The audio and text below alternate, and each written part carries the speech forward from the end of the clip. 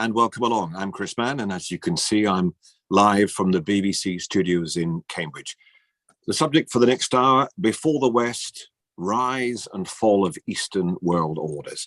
And I can tell you something just to start off with. I've got two great guests, by the way, who are going to be talking with me. Asa Zarakol, Professor of International Relations at the University of Cambridge, and Hans van der Ven, Professor of Modern Chinese History, as well, as you can see there on the screen now with me.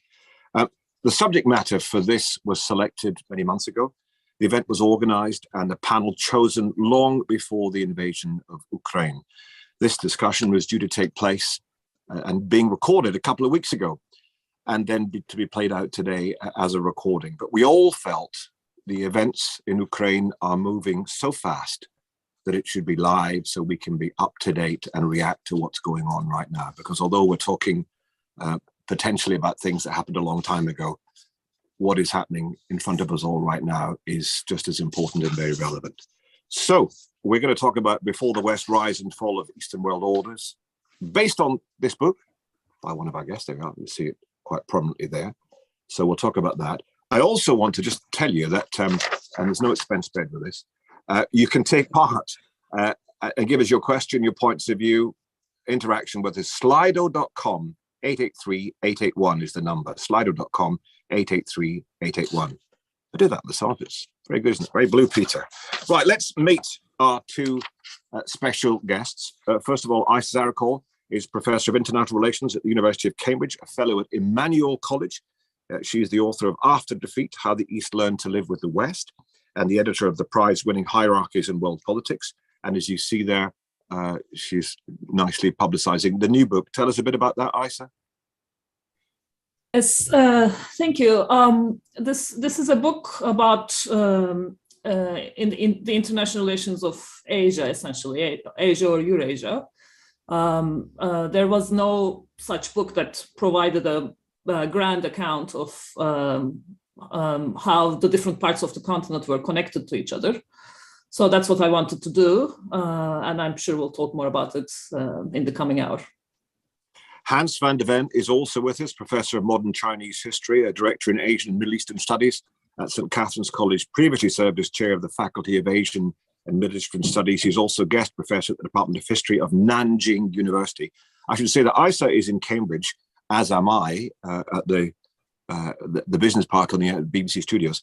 But Hans is joining us live from New Delhi, aren't you, Hans?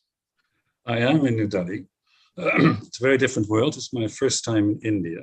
Been a lot to China, of course, but I'm learning to see China from the bottom up, from an Indian perspective, and that's been very interesting. Much to learn still. We'd love to hear just what is the Indian perspective on what's going on right now in Europe, in Ukraine. In Ukraine, well, Modi is maintaining his relationship with Putin, so he is using sort of the non-aligned movement, that kind of history, to assert a degree of neutrality. So staying out of Western alliances and staying with Putin. I think the real reason for that is that India remains very dependent on Russia for arms supplies. And of course, India has a lot of internal problems. There's trouble in Kashmir, the Naxalite problems in the center of India. So the military situation remains difficult. I was quite stunned, actually, walking around India, around the archive. There are a lot of soldiers on the street, and there's a defense area. And that clearly, I was used to that in China, but gone away, and I'm sort of being confronted with it again. So the demilitarization of that area has not happened yet. So there we are. That's our two guests, experts in their fields, with us until 2 o'clock. Please don't hesitate to get in touch. Here's the number. Slido.com 883-881 is the telephone number. That's how you can put your question, your point of view to us. 883-881. Just go on Slido.com. Okay, do it now, and then we can get to your questions, which I hope to do around about 1:30 the hour. Okay, let me just tell you a little bit about me. I'm a BBC journalist and presenter. I'm based here at BBC Radio Cambridgeshire. I'm a former ITV correspondent in Moscow during the Cold War, during the 80s. I covered the conflict in Afghanistan for CNN when the Russians were fighting there. And I was an anchor on Sky News during the first Gulf War. I was later editor of ITN's news radio station for London.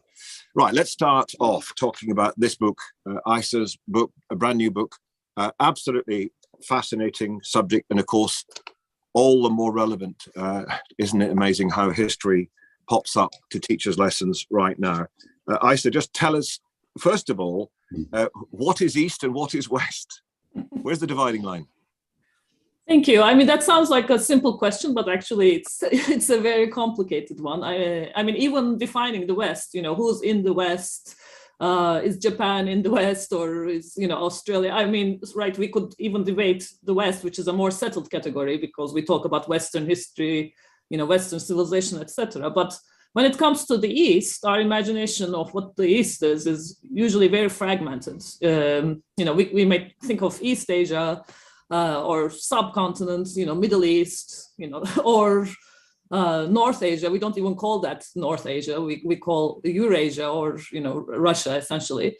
So as I said, what I was trying to do in the book is to kind of connect these disparate parts of the East in one narrative, because they have been connected. Historically, they are actually very connected, going back centuries. I mean, my book starts with the Mongol Empire of the 13th century, which I argue played a similar role as the Roman Empire to Europe, essentially unifying the space under the same sovereign, the same ruler. And then that had, all sorts of legacy effects for centuries to come, shared practices, shared institutions, all across the continent. So that's essentially what the book is about, and drawing lessons from that shared history for our thinking about international relations today. Hans, what do you make of this, the subject matter? Tell us your view, where you came the book from. I have a lot of questions, and I think the book is absolutely fantastic. It's a new way of rethinking the role of Asia in world history. Very well informed, very wide range. So I was very excited about it. I like the Chinese parts that you talked about, and maybe that's sort of one issue I wanted to pick up. It struck me as explaining something that I'd always been concerned about and never quite understood. That is the collapse of confidence in Asian elites as they were confronted with the rise of the West in sort of the 18th, 19th centuries. And you relate that to declinist histories. But you're right, of course, that the collapse of confidence amongst the highly civilized, highly educated elites of China, India, Middle East, is something that needs explanation. So could you say a bit more about that? Because I thought absolutely fascinating. Thank you, Hans. I mean, this is a question that's really concerned me since the very beginning of my career, because I'm originally from Turkey, and of course, Turkey has the same story of, the Ottoman Empire, again, the collapse of confidence in the 19th century. So part of what brought me to this book, I mean, my first book is called, as Chris said, After Defeat, but I was interested in why all the elites across Asia in the 19th century, why are they reacting in the same way to European encroachment, the advances of European powers. So I wanted to kind of do a prequel, like what was happening before that, and then I discovered that there are all these shared experiences, and in fact, shared world orders that fragment increasingly from 17th century onwards, and then in the 19th century, Asian countries they're not as connected as with each other, and they are all facing Europe alone, but at the same time they have similar institutions, similar histories, so they are kind of getting tainted by association with each other. If one of them is defeated or bested by Europe, the others are also getting associated with that defeat. So that's one of the things I grapple in the conclusion to this book, this shared experience of defeat. Yeah. I mean, you're quite right, of course. I mean, in the Qing dynasty, and even in early Republican period China, the talk was always about, we don't want to be like the Ottomans. I mean, that would be horrible. That's the nightmare scenario. So they are looking at each other. Maybe switching a bit more to sort of issues we're confronting today. I mean, I think you make a real challenge to the way we talk about international relations. And you say that we should teach ourselves no longer to use words such as great power, international order. Can you tell us why that is so important to you? Thank you. I mean, it's not that we should never say great power or international order, but I was trying to think beyond the 20th century to certain patterns that have always or generally held true, right, across different time periods. So maybe world order instead of international order, because we take nation states for granted, but they were not around before really 19th century, at least in a global sense. And great powers, again, that's something that we associate with a particular type of state. Before that, you had great houses, great aristocratic houses competing with each other on the world stage. So if we want to imagine, how world politics may change going forward in the 21st century, maybe we need more generalizable terms that are not so steeped in 20th century politics. But of course, the recent events may suggest that we're not quite out of 20th century dynamics. And I'm sure we'll talk more about that as well. You want to say something more about that? That's interesting.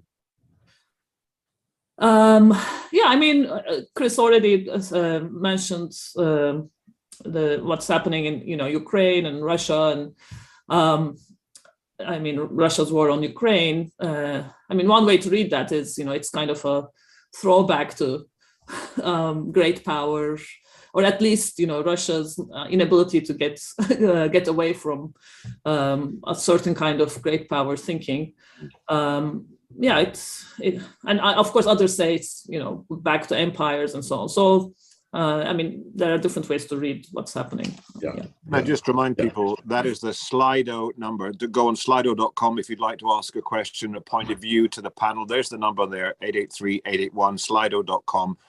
Go on, ask us a question, point of view. Love to hear from you. I'd like to ask both of you, this, as you call it, Russian war on Ukraine, this invasion, is it a sign of strength or weakness, what's Russia doing right now? Because as you know, very often empires have had a sort of last blast, haven't they? They've got it very wrong. Perhaps the Ottoman Empire is an example of that, and it's crumbled soon afterwards. Are we seeing Putin acting from strength or weakness in your view? Asa first, please. Okay. Yeah, I mean, actually, two answers to that question. One about Russia specifically, but one more general answer. I mean, I do think Russia is acting from a position of weakness, and in fact, I mean, Putin is, and I think it's events haven't turned out as Putin imagined. It's not the best case scenario. It's pretty much close to their worst case scenario as well. So that would be my take on specifically what's happening now. But I think given what's happening, in Hungary, elsewhere, I don't think, and also the general degree of non-reaction in parts of the world to what Russia is doing, I don't think we can completely say, this is going to end in a victory for like the liberal international order. So I think those early, celebrations are also a bit premature. I think even if Putin is defeated, what he represents or the kind of politics he represents may go on to live on, I think, unfortunately. Yeah. Hans? I agree with that. And I think, Chris, you're absolutely right. It's sort of the decline of an empire just leads to these blowbacks that keep happening. And most empires have done that. The UK did it, my own country, Holland did it, happened to happen as well. And I think, as Isa says, it's far too early to tell whether this is, the West has rediscovered its might and will continue to run the world, or, our attention spans tend to be too short for that. I guess one point to make in the context of the rise of China or not is that people were talking a lot about, Xi Jinping, President Xi Jinping, General Secretary Xi Jinping, getting ready to now take back Taiwan, which is in some ways a similar thing. Taiwan, he claims, used to be part of China. It's historically debatable, really. And I guess, the ways that things have unfolded in Ukraine is a very big warning to him, that militarily that is simply not going to be very easy. And, at least the Russian army could drive into Ukraine. But for any Chinese army to sail over the Taiwan Straits and deal with a population that is absolutely hostile to the Chinese Communist Party is going to be a very different thing. So if that leads to, sorry, go ahead, Chris. No, I was going to say, so has this put a marker down, what the Russians have tried to do and clearly failed to do in Ukraine, hearts and minds isn't going to happen, is it ever? Will that actually be a huge lesson to countries like China? Don't do this? I hope that lesson must be absorbed. They're not stupid. And I think that, I've done a bit of military history. And if Xi Jinping and Putin really were in all this together, then militarily it would have made sense for them to take Ukraine and Taiwan at the same time. That would be a far more difficult challenge for the West than what they're confronting now. So I think that says also something about that relationship. There's been quite a few essays written recently about, is 2022 going to go down as one of those years? 476, the fall of Rome, Norman conquest, 1066, Napoleonic Wars, 1815, year of revolutions, 1848, Nazi defeat, 1945. You'd say this fall of the Soviet Union, 1991. Is this year a seismic moment in the shift of power in the world order? Should I take the question? Yeah. Well, we have these benchmark dates, but usually they are a culmination of, larger trends. And in fact, you could say we've had one of those years, many of those years in a succession. And I think that does suggest, if not this year, I think we are in this moment of transition into what it's not very clear, which is one of the reasons why I want to think big historically with this book, because there's so much uncertainty. And yeah, it may be, all the benchmarks that states you mentioned are actually from a particularly European timeline. So it may be that we're even in such a bigger shift that, we're going to, a greater power shift globally that, we will need different types of benchmarks, different cultural benchmarks to make sense of what's happening, maybe. So has East, in your view, has East always developed separately from West? Well, I'm not arguing that they're actually separate. They are very connected. It's just, from at least the 13th to 7th century, although you could take it further back, the real, center of gravity globally, economically, etc., is in Asia. And then what happens is that shifts to Europe, to the West. So it's not that they are disconnected; they are very connected. It's just where the center of gravity is. I think that's what concerns me. And Hans, I'd like to get your evaluation. Sometimes watching powers think, right, this is our moment because the others are preoccupied. We should do something now. Is that being thought at all in the East at the moment? Do you think? I'm sure that people are always considering their opportunities, the alternatives that might be possible. I want to sort of respond to your question of, is this a year of great change? And I'm going to go out on a limb and say no. And that is also a challenge to Isa, who sort of ends her book, I think, in a very lovely way with this contemplation about whether China is the rising power, the new great state. And she says, well, that will only be true once China stops listening to Europe, to the West, and that's just not happening. We know far less about China than China knows about us. They're deeply concerned about what we do and think and play. But my question to Isa would be, I think the years of change have happened, and it is the Second World War in Asia, which was combined with the collapse of all these empires, new states emerging, new states that were thinking in new ways about what a state was, how it should be organized, and what the international order should be like. So when we look back at this 100 years from now, I suspect that we will see all these things that were happening in this very volatile period in Asia, which we have kind of ignored in talking about the Second World War, actually beginning a whole series of changes that now has led to the re-rise of Asia. So I'm promoting my own future work. I hope you forgive me for that.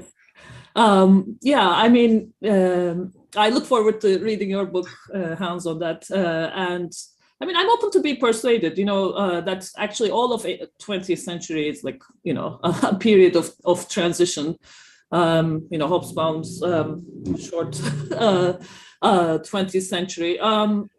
Because there is, in my book, I talk about the 17th century as a essentially a period of general crisis and transition, and that lasted not quite a century, but maybe 70, 80 years of fragmentation and new ways of, and from that fragmentation and chaos, both in Europe, wars, rebellions, and also in Asia, came maybe new ways of doing things. And that, fragmentation allowed new actors, in this case, Europeans, to take over existing frameworks in Asia. So maybe the equivalent, I mean, my thinking is that the 21st century is like the 17th century, but maybe it's the 20th century that is like the 17th century. So I'm open to be persuaded by your arguments. Can I ask you both about the D word? That's it's a Western idea, isn't it? Democracy. We hold it dear apparently here.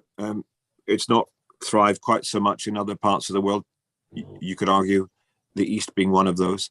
Do you think democracy in the East will flourish or not? And does it matter? Shall I go first? Give you a break, Isaac. So Taiwan is, of course, the great counterexample here.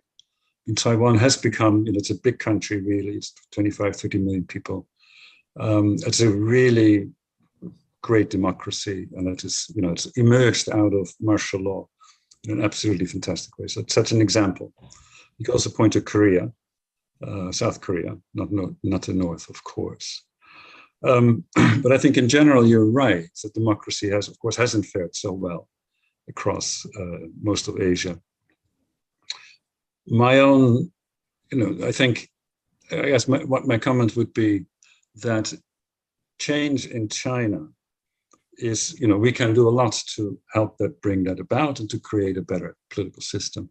But ultimately, it will have to come from the inside.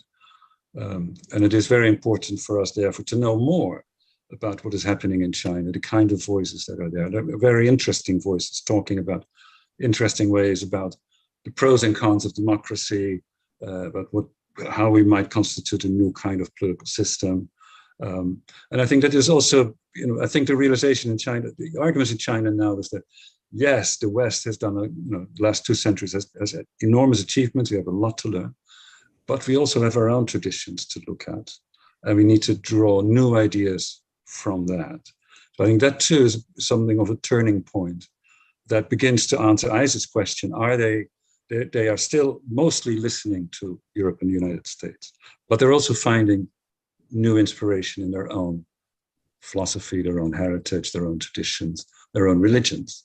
And so how that is going to change, what that might look like, whether we'll give the word democracy, I don't know. But these are, I think, are very interesting things that are taking place now. Can I also jump in there, Chris, before you go on? Yeah, of course.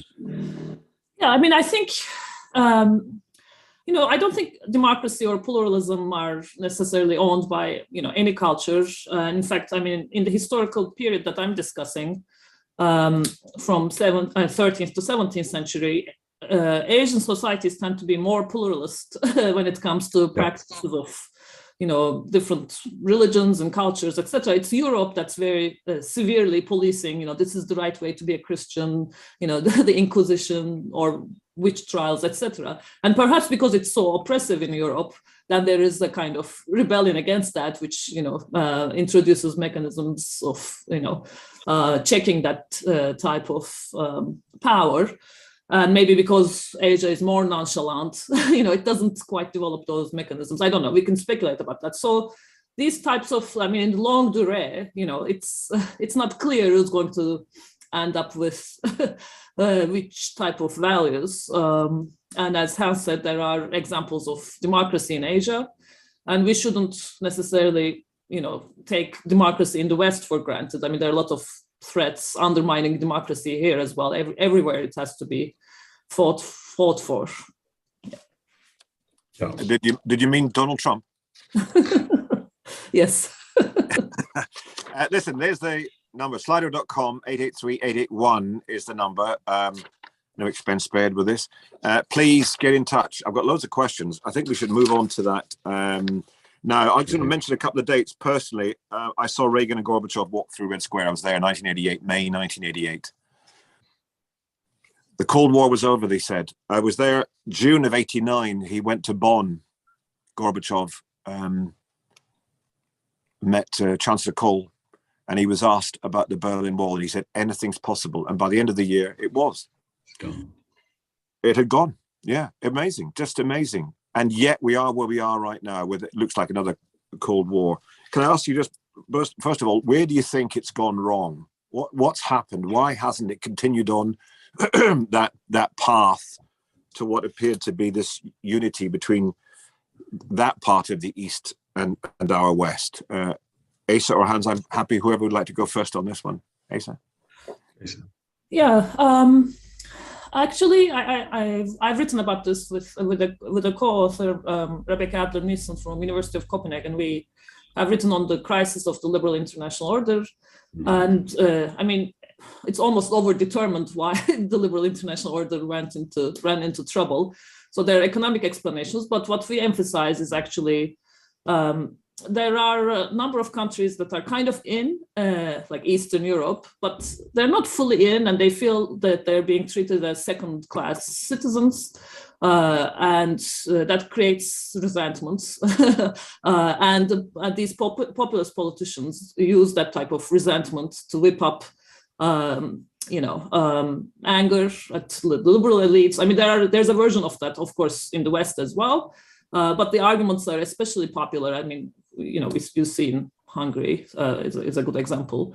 And then these governments undermine the order from within. I mean, this is one of the things that we draw attention to. But I'm sure Hans has his take on it as well, and how it looks from China and India. Yeah, I mean, it's a little bit of China, but I think you've given a comprehensive answer. I would stress the economic impact. I mean, if people's lives don't get better for so many decades, then that's going to have an effect.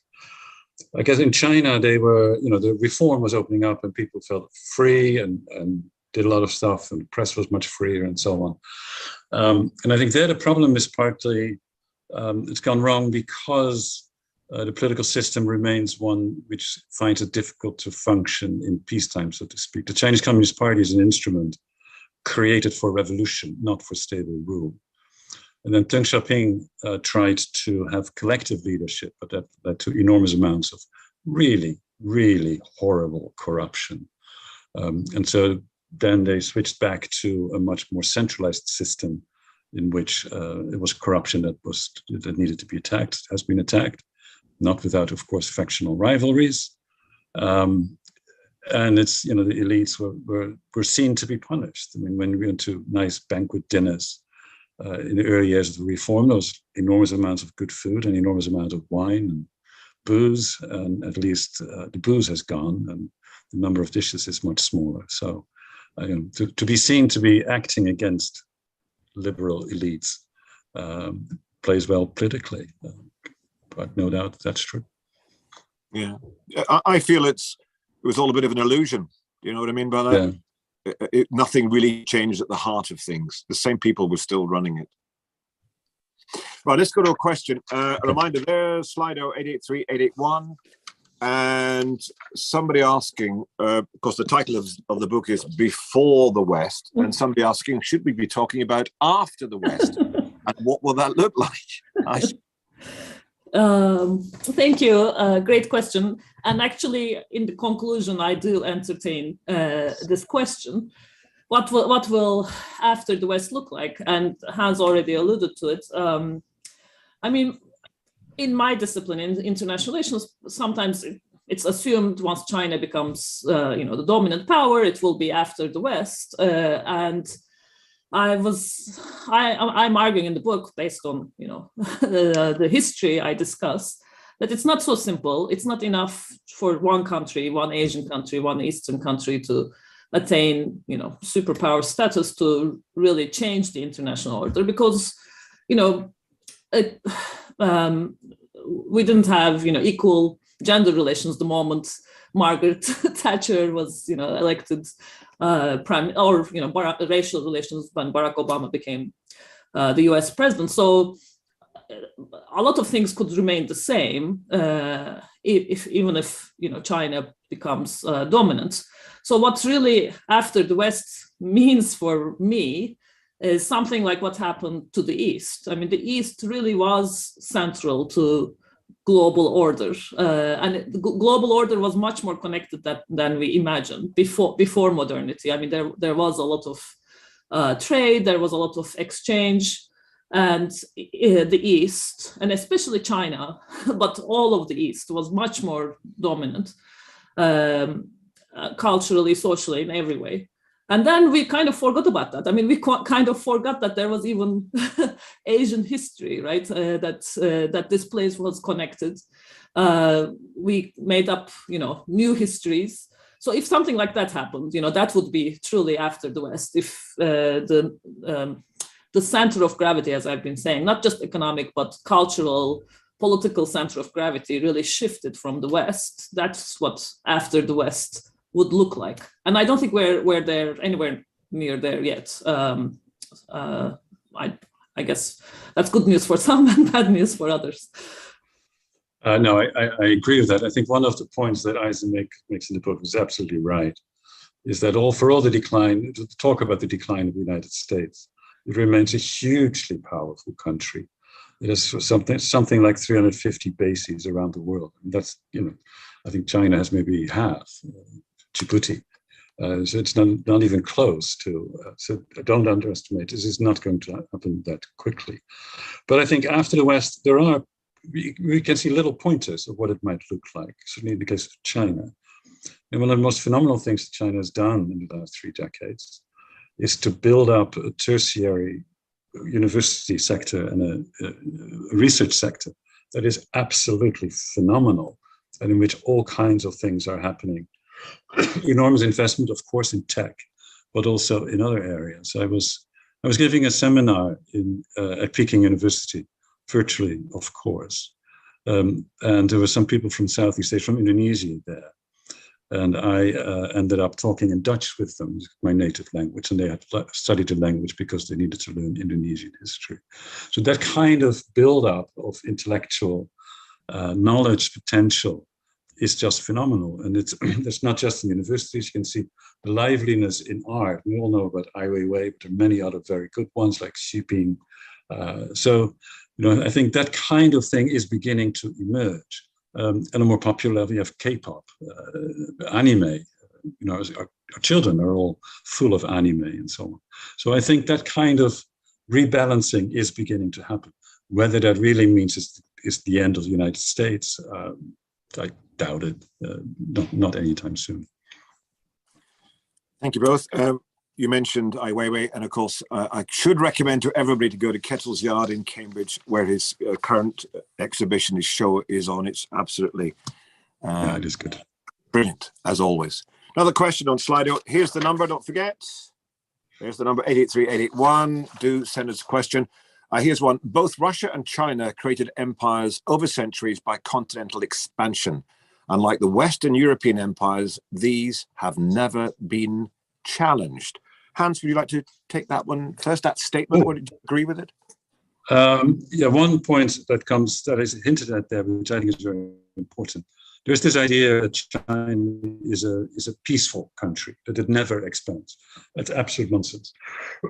That's expanded all the time. It has clearly been challenged by a number of countries. First of all, of course, the UK, which waged 2 opium wars in order to be able to sell opium from India to China. Otherwise, the the British Empire would have collapsed. And then it was challenged by Japan in the Second World War, which could easily have ended up with the Japanese occupation of China. So the demise of China, the disintegration of China has been talked, was certainly possible at that time, and we would have a very different world. So, and the China that emerged after the Second World War claimed very aggressively, claimed these areas such as Tibet and Xinjiang, and of course Taiwan. And that is creating problems for it. It is kind of the kind of Putin thinking about Ukraine is the Xi Jinping thinking about Tibet and Xinjiang and Taiwan. And that will create problems for a very long time to come.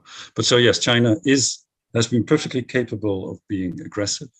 It's not going to stop, I'm sure. It's spreading its influence in Burma, for instance. But it has been challenged quite fundamentally.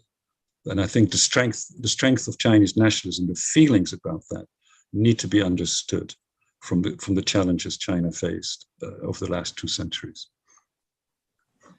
Can I jump in also, Chris? Of course. Yeah. So one of the points in my book is that Asians were empire builders too, and if you think that's a good thing, they were doing it. I mean, building empires and world orders. If you think that's a bad thing, you have to acknowledge that Asians were doing the same bad things as Europeans. So again, like democracy, like it's not a value that anybody really owns, and empire building, everybody everywhere in the world has engaged in it. So if we have problems, it's not it's not one. We cannot lay it at one culture's feet. Everybody has done it. And I think it's important to realize that. Slido.com is the way to ask a question. 883-881 is number 883-881, slido.com. Is our Western idea of the East fixed? Has it changed over time? In the US, we look both ways. So a correspondent across the pond there. Is our Western idea of the East fixed? Has it changed over time? In the US, we look both ways. It's funny because I always thought the Americans mostly navel gazed. But anyway, what do our experts think on that, Isa? Well, I don't think it's a fixed idea. In fact, I'm sure there are historians who study this, how it's changed. Also, it's not the same exactly in the UK and in the US. Different countries have different ideas. I'm in the book. In the epilogue, I talk about Toynbee, and he talked about the Near East, Greece, Russia, Turkey as being the Near East. So these labels are not settled, which is one of the reasons why again in the book I'm trying to unsettle it again. I'm saying East or Asia, like it includes everything from West Asia to East Asia from North Asia to South Asia, even though we have different labels for these regions. So it's not fixed. It's evolving, and the concept of I think West is also the same. Yeah, go ahead. Sorry. In the case of China, and Americans think a lot about China in the same way that British people think a lot about India rather than China. In the case of China, I think the Americans have sort of projected both their great aspirations on China and projected their greatest fears of China. So it's gone from the Yellow Peril to the great promise of revolution, to the disasters of the Great Leap, to the great hopes of integration of this wonderful country in the world economy, to now being enemy number one. And this kind of jumping back and forth with extreme ideas, of course, simply derives from the fact that actually we can project something on a country because we know so little about it. And it is one of the problems we need to challenge. And I'm just glad to see there's now a UK report, a Higher Education Policy Institute report that calls for that. And I think there's some hope that will be implemented. And my own suggestion would be, East-West is sort of, that's I understand Isa's title completely. But I think even such terms as East Asia, Southeast Asia, South Asia, the Middle East, Northeast Asia, which are all common, and we have departments named after them. I think it's time to let them go. These are Cold War terminologies, and they keep apart people who have many, many connections. And it's not just people; it's scholars who Middle Eastern scholars don't know anything about India or China and vice versa. And that's not healthy. We're forgetting all the connections between all these, and which Isa has brought out in the book. So I think that's, in that sense, it's a real breakthrough. These sort of Cold War terminologies are not helping us think about the world in the right way today. I'd like to ask you both what we can learn from what happened in Hong Kong, this extraordinary, almost Western outpost, although clearly it's still very, very Oriental, which has now, 20 years on, changed fundamentally. What does that tell us about the future, if anything? I'm sure what Hans has a lot to say about this, but I'll just quickly say, I mean, what's remarkable is the resilience and the resistance I think Hong Kongers displayed in the face of like terrible odds. I mean, we were talking about democracy in Asia. In some ways, I mean, it's depressing, but it should give everybody hope. I mean, there are people everywhere in the world who fight for their rights, even when they know they're going to lose, right? So that shows there's something there in the spirit which will like live on. But anyway, I'll let Hans answer since this is closer to his expertise. Yeah, no, I have been traveling to Hong Kong for three times a year for the last couple of years. I've been, my own students are teaching there. Some of my friends are in jail as a result of this. So it's a terribly depressing story. What we can learn from this is that Beijing is really adamant about keeping control over this piece. They're not going to let it go away. They never would. They meant it. They cracked down very hard. Well, I guess 2 points. One is that as horrible, I mean, there were a lot of social problems in Hong Kong, which actually need to be taken account of. One was that the government was sort of run on the basis of housing development schemes, where, you know, very low income tax, great disparity between rich and poor, great disparity in generational wealth, and clearly that fed into these protests as well. You know, you can't get an apartment in Hong Kong for less than $1 million. Many apartments are small in any case and then divided up. So it's that kind of generational dystopia, of the dystopia of younger generations is very strong. There's nothing's going to be better. So a lack of hope, which was horrible to see, certainly amongst my students. I think the other thing that I did take away from it too is that, you know, we talked about Xi Jinping and he is asserting Chinese control over these peripheral areas, these border areas. I think Deng Xiaoping would have sent in the army. And there's clearly, there was a real attempt to avoid a 1989 massacre, which could have happened as well. However, that's, you know, that is a slight positive in an otherwise desperate situation. I understand what Isa says about people going to sacrifice themselves, but I've also been talking with Hong Kong students and says, look, things, you know, have a bit of, don't be quite so dystopian about the future. Have some hope for the future. And if you die, your parents will be in awful pain for a very, very long time. Or, you know, if you have children, they will be deeply affected. So there is a long game to play as well. And, you know, so we've had that kind of conversation as well. Difficult. And it's, you know, yes, respect for people who are willing to put their lives on the line, but that also creates pain that is going to last for a very long time.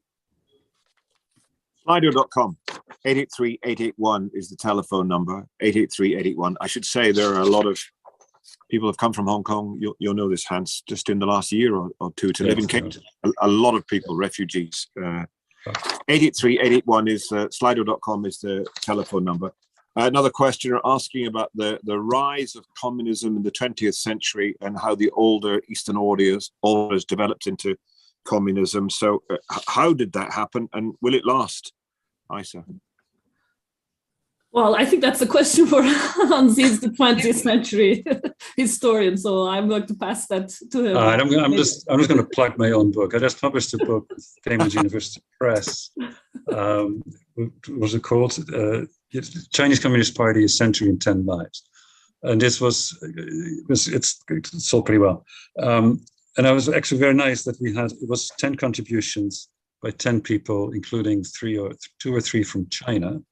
Major public intellectuals in China, with each writing a story about a person in a particular decade of the Chinese Communist Party's existence.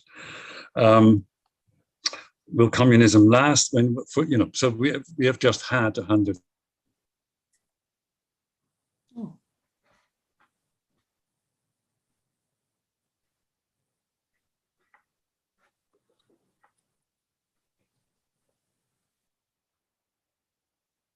I think we just lost Hans. We'll try and get that back in a moment or two. A reminder, if you didn't realize, he's actually in New Delhi, although he's a professor at St. Catherine's College, Cambridge, but he's in New Delhi for us today. We've got a busy panel. I say that question over communism, obviously, it's a recentish development. Have there been phenomena like that in history that you've studied, that you've seen that have spread right across the world? I suppose totalitarianism would be a phenomenon, would it? Or? I mean, communism is a modernist ideology, like the others that we have. So it's in some ways a way of coping across Asia to this problem of I mean, in the book, I talk about the incorporation of Asian states in 19th century to the international order and the various problems this posed, the problem of, catching up or competing with the West. And I suppose I would say it's one way. I mean, the reason why it spread is it's one way of dealing with these problems, one way of solving problems of modern statehood that seemed to be attractive at the time. So I guess the question asked, can you imagine this happening again? Yes. I mean, as long as these problems remain unsolved, we have the individualist answers, or answers that emphasize, the individual, and then we have, more collectivist solutions. And neither ever go out of fashion completely because, there are reasons to find it either compelling. So it's more like, I would say, like a pendulum. Yeah. Tell me, we never like to, we're sometimes uncomfortable with what our neighbors or even our family think of us. So what does the East think of the West? The man in the street, the elite. I mean, do they think we are something to emulate? Do they think we are weak, strong, powerful? What is the Eastern view of the West?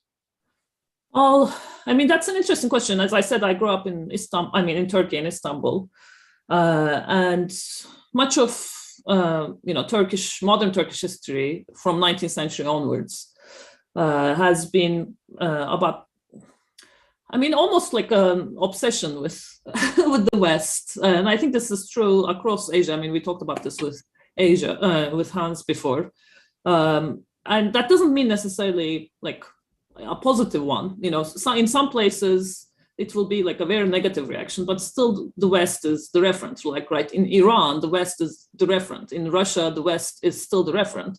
In some places it's like positive, we want to emulate the West.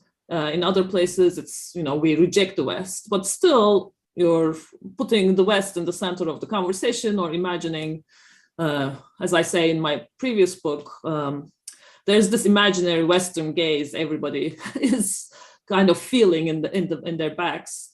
So I think that's been kind of the pattern in 20th century. Lately, I think there's been a growing sense that the West is getting weaker, or generally is mismanaged, or maybe not so different from the rest of the world, not so special or unique.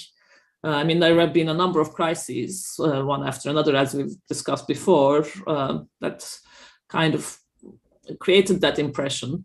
Going back to what we were discussing about Putin and Russia, I mean, one could say, I mean, some argue that, Putin was bothered by Western encroachment, but I think the opposite is true. He thought the West was at a particularly weak moment and was not going to react at all.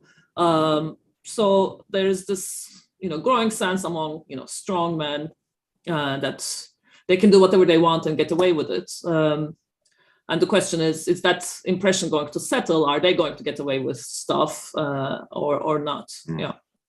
Yeah, when I lived in Russia, I was always struck that people would trot out that excuse, as you say, that for centuries it had been oppressed and invaded by other people, so they were always very wary, particularly militarily.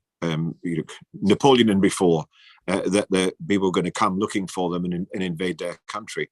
But now it seems to have been trotted out more as an excuse. Or do they see it very differently from us is the question.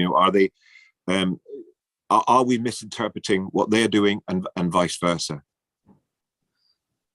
I mean, I think Westerners don't quite understand how formative these historical experiences have been for the East. I mean, it is true that, also like the national historiography, like the way history is taught in schools, constantly reproduces like past traumas.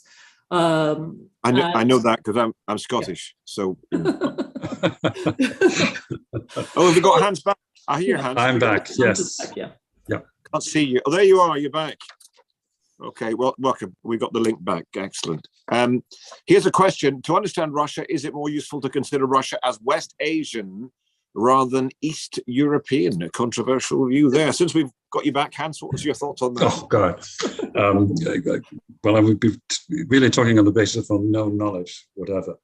I suspect, as if this were China, I would answer, well, China is a huge, big country with all kinds of differences within it. And even a split down the middle between East and West probably is not going to deal with the complexity of Russia. But I think, Chris, this really is a question for you. Go on. No.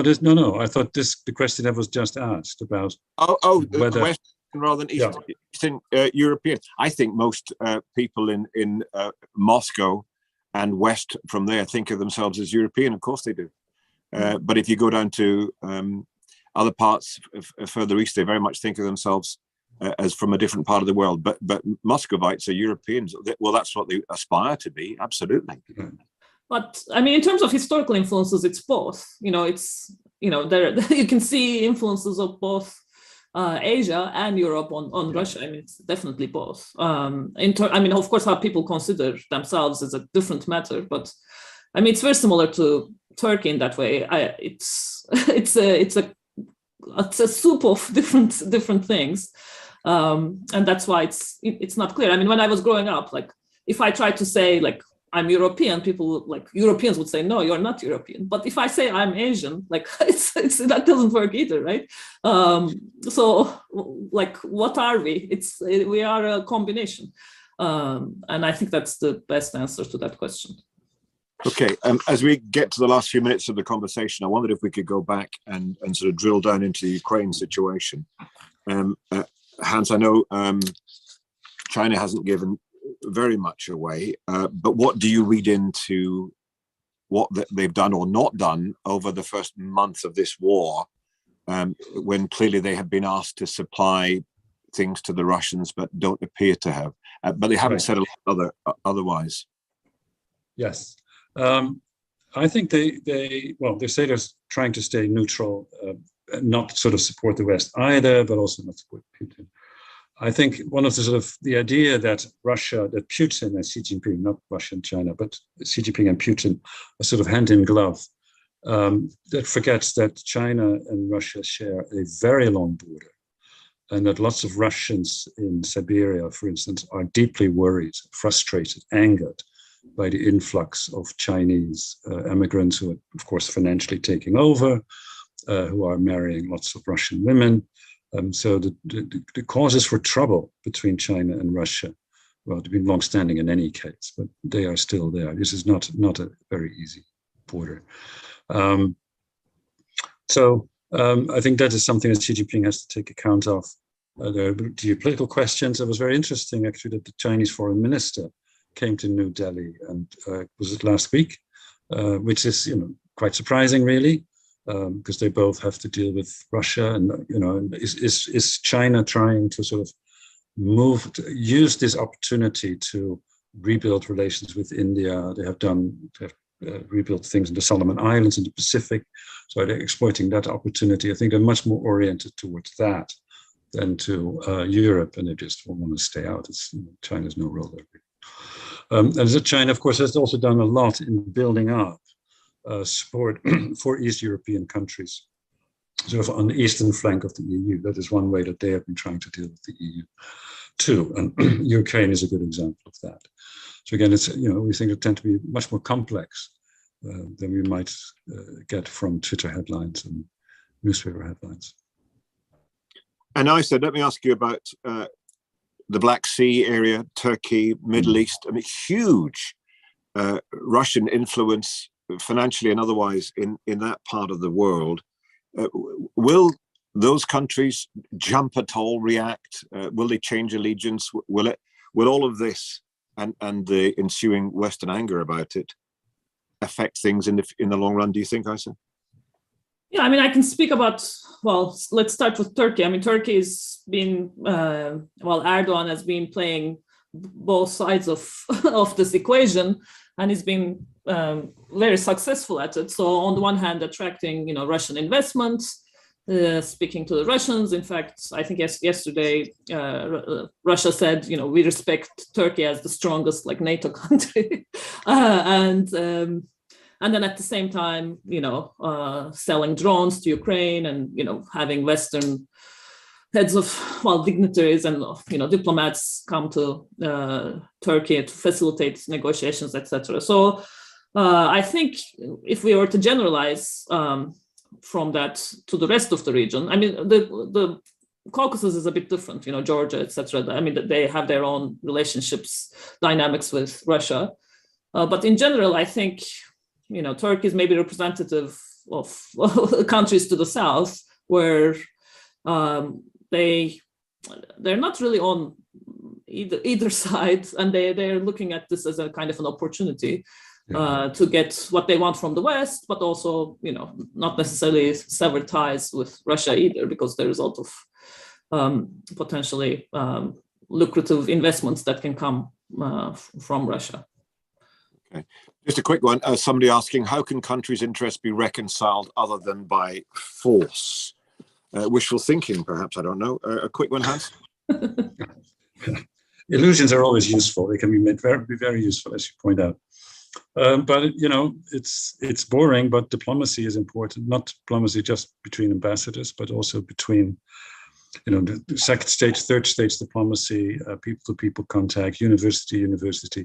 There are lots of ways to keep channels open, and we have to do that. And on the whole, it's a fun kind of activity. But it is so important not to sort of let that polarization overwhelm everything. There's so many opportunities in each country, each society, and we would be foolish not to use them. I happily talk with Chinese colleagues and Turkish ones, absolutely. Joe, not war. Yeah. Ayse, we're just about to run out of time. We've got about a minute left. So tell people why they should read your book. Well, if people want to find out how different parts of Asia, very broadly defined, are connected to each other, and how much they share, and look beyond, national religious divisions to a shared connected history, then I'd like to think my book is a very good place to start. And it's published by Cambridge University Press, of course, right now. There we are. Hans, tell us about your last book and your next one. My last book was China at War, which was about the Chinese Second World War, but arguing that China was like France, as much as at war with itself as with Japan. There's used some very interesting memoirs, actually, very, very moving ones. The next book is a history of the Second World War, broadly conceived from an Indonesian, Chinese, and Indian perspective, and arguing that the Second World War was as much about the defeat of European empires as, and therefore recreated the world, as it was about defeating the Japanese. Brilliant. That's been a fantastic hour. Thank you both. Hans van der Ven and Isa Zarakol, thank you both for being with me. I'm Chris Mann. I'll be live on BBC Radio Cambridge in a few minutes' time. Thanks all for taking part. I think it was very worthwhile that we did this live. And don't forget to go on the Cambridge Festival website for lots more events. Thank you all. Thank Bye. you, Chris.